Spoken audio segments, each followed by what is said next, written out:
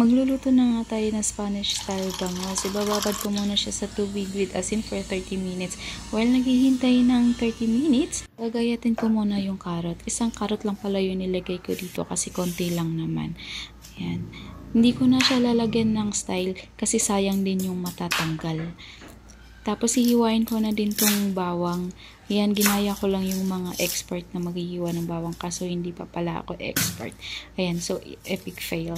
Dahil hindi pa nga tayo expert, isa-isa ko pa din siyang binabalata. Tapos na ako papakita ko lang sa inyo yung kulay, ang ganda. Finish na nga natin sila dito. Naglagay ako ng carrots, bay leaves, pamintang buo, bawang. Nilagay na rin natin yung isda at inulit ko lang din yung process. Nilagyan ko din siya ng 3 sili. Muntikan ko na nga makalimutan yung asin at mantika. Dahil vegetarian lang tayo, mantika lang sa palengke ang aking ginamit. Kalahating bote ng mantika lang pala yung nagamit ko dito. Lagay din ako ng isang basang tubig dito. Kasi tingnan na natin after 30 minutes.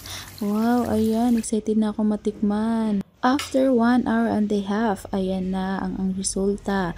Tikman natin. Ang bango talaga guys. Wow! Din ako ng belly na may taba. Siyempre yan yung pinakamasarap. Kuha din ako ng carrots at saka bawang. Sarap nito sa mainit na kanin. Kasi wala akong mainit na kanin guys. Pero pag kayo prefer nyo ng mainit na kanin, sige go lang. Kasi ang sarap nito. At meron na nga ako dito naka-ready rice na may kasamang okra. Itong belly ang unang titikman natin kasi ang dami niyang taba.